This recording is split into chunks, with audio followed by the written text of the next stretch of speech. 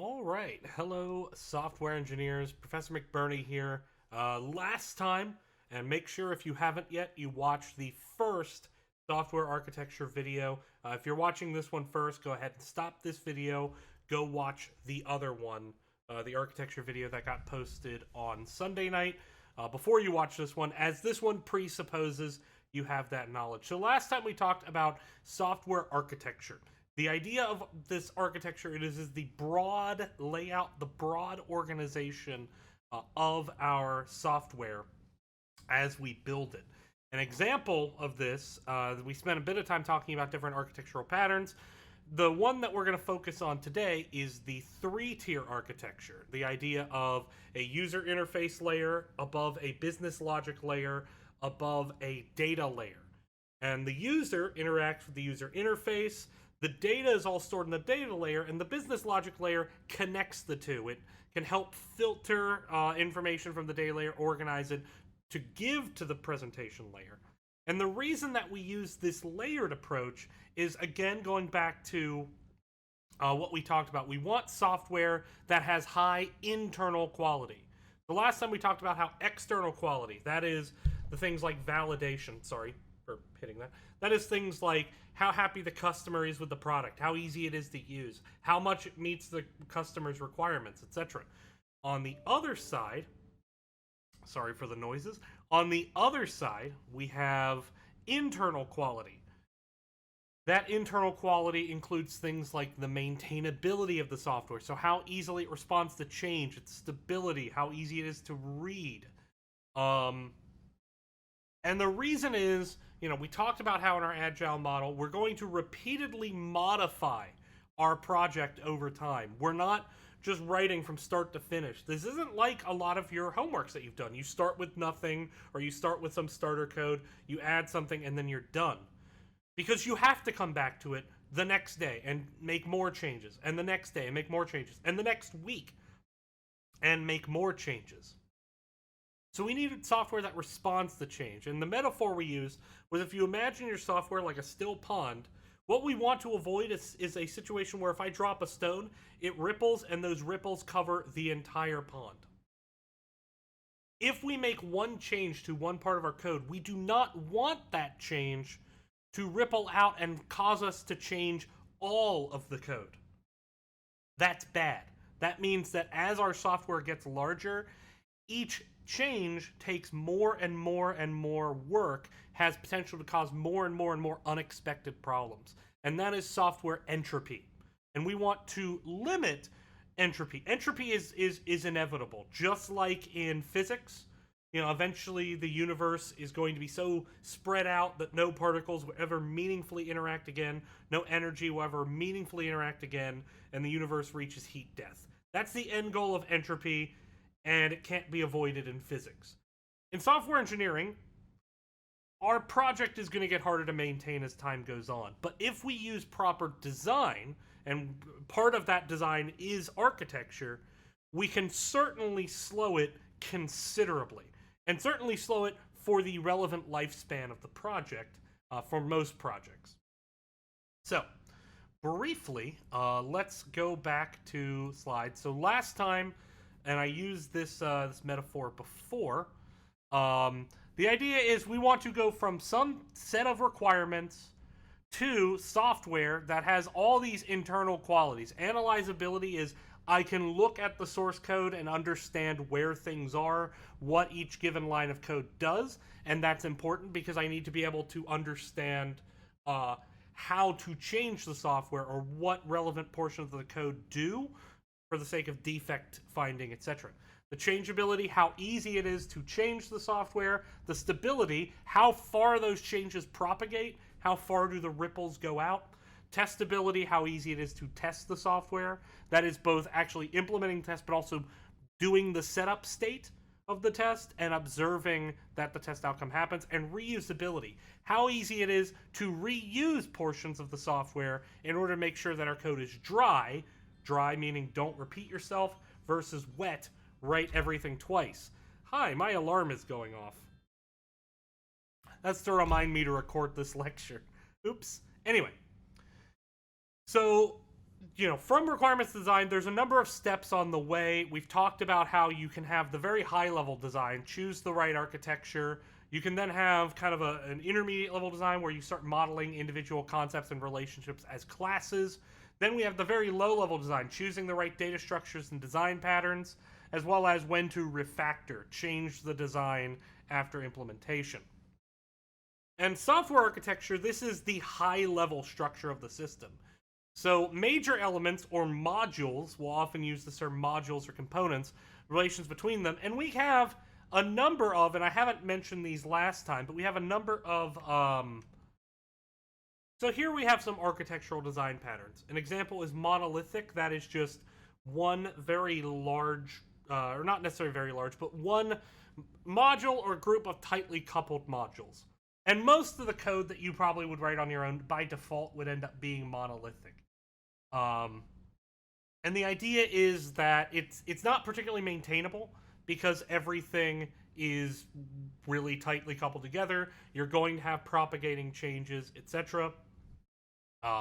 So it's not desirable for any large project.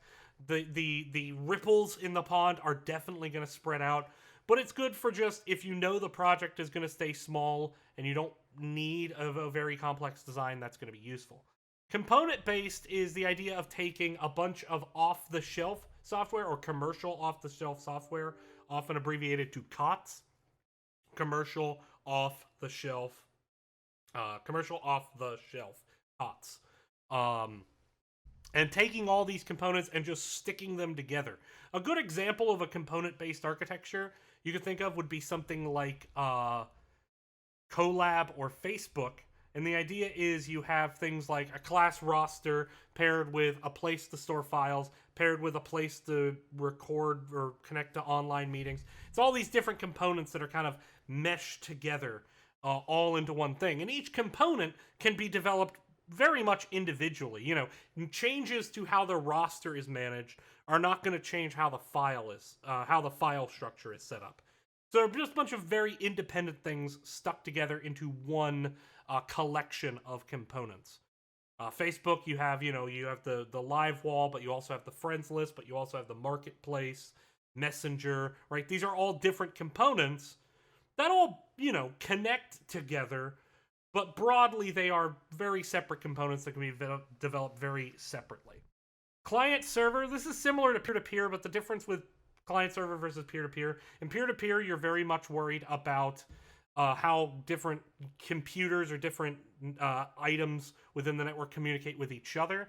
The idea of client server is that you have multiple clients, but generally one server or one collection of servers, or maybe multiple servers that each serve a different purpose.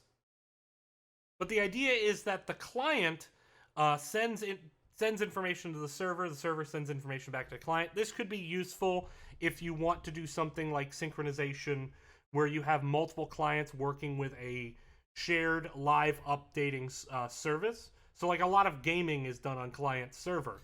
The game itself is being executed on the server side, but things like generating the graphics, things like taking user input, that is done on the client side.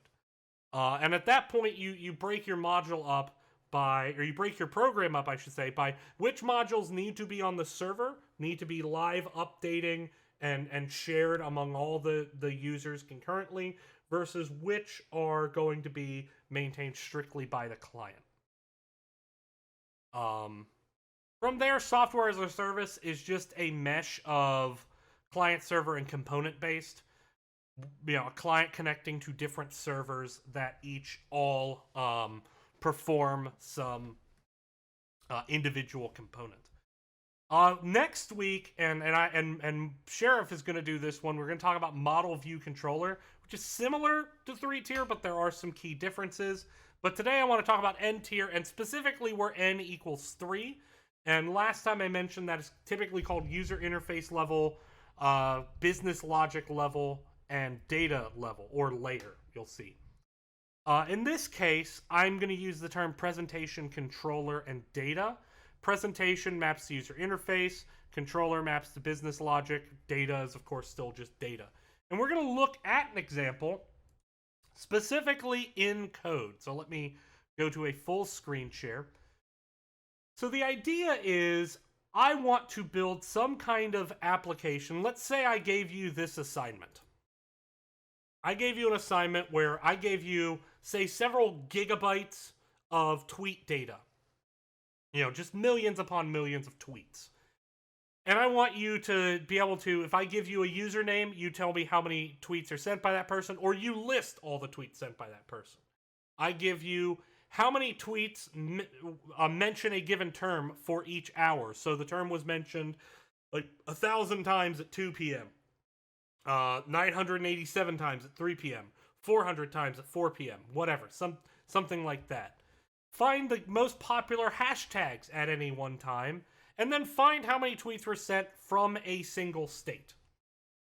Now, I'm going to broadly talk about this fourth example, and I'm going to write just enough code to give you an idea. I'm not actually going to implement this. But I want to start by saying, okay, so if we're doing 3-tier, then from there we have user interface layer, business logic layer, and data layer. Which of those layers is going to store our tweet information? User interface, business logic, and data. We have all these tweets. Where are they going to live so we can access their information? Think about that for a second. They're going to live on the data layer, right? Because they're data. And so, somewhere on the data layer, we need some function to get all the tweets. Now, this is a stub. I'm not going to implement this. But you could think of this interface being pretty useful. Something that returns a list of tweets. And this could do this in any number of ways. This could go to a SQL database. Or it could go to Twitter's live API and pull the tweets down that way. Be a bit slow. You might want to do caching if you're expecting to do this a lot. This could be reading it from a text file. In the case of when I've actually given this assignment, and I have given this assignment, I've released it as a tab-separated value file. It could be an XML file.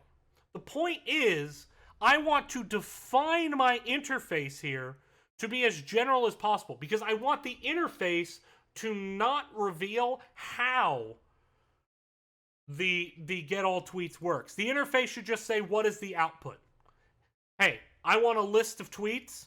I want to get all of them. There we go. It's going to return a list of tweets. I might also have, since I'm talking about tweets from states, I might also want, okay, this is something that gets the list of states. Again, how this is done, the interface doesn't need to tell me. The interface just needs to tell me what I'm getting. And the point is, this is why I implement it this way. Let's say I were reading that tab-separated value file to get all the tweets. What if I want to update it to the API so I get live, up-to-date information? What if I want to use a SQL database for all the advantages that has? Well, if I maintain this interface, I could change this implementation, and as we'll see in a bit, there will be no ripples.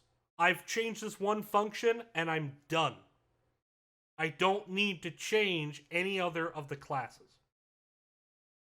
Okay, so going back to the description, if I have, let's say I'm doing this as a command line program. The user enters 1 for this command. The user enters 2 for this command. 3 for this command. 4 for this command. Let's say I'm doing this as a command line interface. Well, where am I implementing that? User interface tier, business logic tier, or data tier? In this case, obviously the user interface. So let's take a look at that. So on my presentation tier, my user interface tier, and remember, as we said before with those 3 tiers, presentation tier uses business logic tier. The business logic tier uses the data tier. So each layer uses the layer below it. So to that end, I'm going to say that the presentation tier has a business tier object or a controller. And again, this is again just enough code. This isn't explicitly how you would implement it. There's different ways to implement this. This is just showing a demonstration. So presentation tier has a controller tier, and we have this function present, which is where we, enter your choice, and then from there we say, okay, we need to read in what the user's choice is as an integer. Going back to the directions, let's say I wanted to focus on 4, so I might say something like if choice equals 4, or I may have a switch statement, whatever. There's no one right way to do it.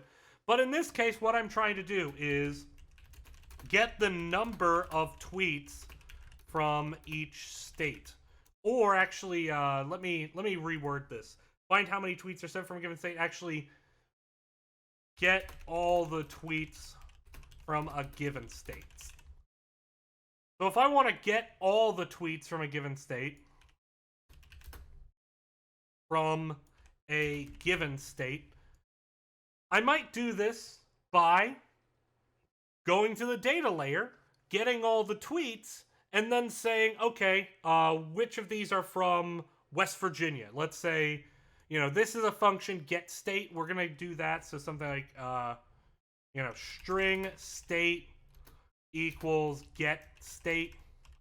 In this case, this is a stub. I would replace this with something like, using the scanner, using next line or using next string, whatever, to get whatever the user inputs for the state name. But remember, with the presentation layer, I can't directly access the data. The presentation layer shouldn't even be aware the data layer exists. Notice I don't even have a data layer object. So what I'm going to do is I'm going to go to the business logic layer or the controller layer, and I'm going to let the controller layer get the information for me and present it. So inside of the control layer or the business logic layer, I'm going to have a function like get tweets for state, which takes in the string of a state name. All that's going to do is going to go to the data layer and get all tweets. Notice that this call, it's that function we talked about earlier, that get all tweets function. We don't need to know how this works. We just need to know that it returns a list of tweets. I'm then going to create a new list of tweets that I'm going to output. And for each tweet, I take the given tweet, I get the geolocation, that would be the geographic coordinates. And I'm going to go to the data layer and say, what state is that coordinate in? The data layer is going to actually process that query, figure out, okay, that coordinate is in what state. How is that done? It could be done by saying if it's inside of a given polygon, where the polygon is the state. It could be done by, finding the nearest city that's known to be in a state, whatever. Again, I don't care how this is implemented at the business tier layer. I just need to know that the data layer has some feature to say, okay, if you give me a location, I will tell you what state that location is in. If that state is, if the input state string is equal to that state2 string, which I'm assuming would just give the state's name, West Virginia, Arizona, North Dakota, whatever. Then I'm going to add that to my list of outputs, and I'm going to return that output. So this controller layer is actually going to go to the data layer, and it's going to filter out. It's going to get all the tweets, but it's going to filter out the ones I need. The controller layer kind of acts as, or the business logic layer acts as like a bookkeeper whose job is to, for the presentation layer, get the information the presentation layer needs. In this case, the presentation layer needs specifically tweets from a given state. So this can be managed here at the controller layer and passed back to the presentation tier. And now the presentation tier is going to access that, something like list tweet tweets equal new, or controller dot get tweets from state. And then from there, since this is a command line program, what would we do? Well, we would probably just print it, right? So for tweet t in tweets, do something like system.out.println t. Since this is a command line, we might print it. But now my question is, what if this weren't command line? What if this were, say, with Swing, where we use Swing GUI components? Well, there, we might have a new class, something like GUI tier. Now, would GUI tier be a separate tier? No. It would actually be part of the presentation tier. It would just be a separate presentation model.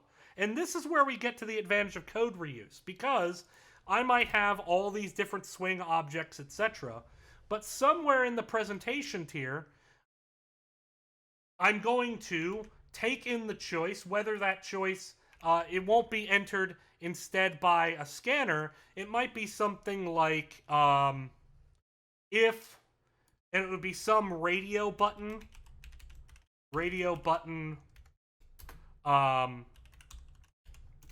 you know, this would be inside of your action listener in this case. So this would be something like,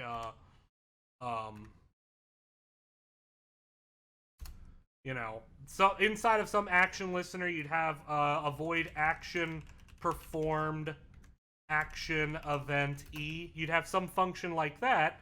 You'd cast to a radio button E, and if that E is equal to, you know, state tweet radio button. That is to say, if the source of the action matches onto some radio button, then we would read, again talking to GUI, something like some J text area. We do state J text area would be the name of our variable dot get text dot to string. State name equals that, string state name. Right, so this is all like GUI stuff. But my question to you is, okay, now that we have this state name as a string, how do we get the list of tweets from that state? Well, it turns out, I go back to my presentation tier, you see this line of code? Copy, and then go to my GUI tier, and paste. And it would literally be the same line of code. State name in this case. Because this GUI tier would have some controller tier. It would have access to the business tier. So business tier controller. And this line of code gets repeated. Now we may not print this. We may, you know, display in a pop-up window or display in a grid or produce a web page output, whatever. The point is, how I display it is up to the presentation tier. And I may not use system.out.println because I'm doing a GUI. I may display it in some, you know, scrollable window, whatever. But the point is, this line of code is exactly the same. We're reusing that business logic tier, and now we can separately implement, we can have two completely different teams implement a command line interface and a GUI interface. We could even have an Android app that uses this code, since Android is built on Java. So there's a lot of advantages here to this. There's a lot of advantages. Because now I can develop two interfaces separately. They won't conflict with each other. A change to one interface will not change the other. If I change how this GUI looks, because the command line interface doesn't rely on the GUI interface, they're separate concerns. We have separated our concerns. And while they both use the business tier, changes to the interface do not necessitate changes to the business tier. Because while the presentation depends on the business tier does not depend on the presentation. The business tier, if you'll notice, the business tier here has no presentation tier variables, right? There's nothing here that mentions interface. It's completely unaware that the interface exists at a class level. And that's good, because that means there is no mutual dependency We want dependencies, when possible, to be one-way streets. The presentation depends on the business tier. The business tier depends on the data tier. The data tier is completely unaware that there is a business tier, or there is a user interface or a presentation tier. That's good. That's beneficial. Similarly, if I make changes to this function, let's say originally it used a TSV, a tab separated value file, and I change it to XML, if I preserve this interface, that change goes no further.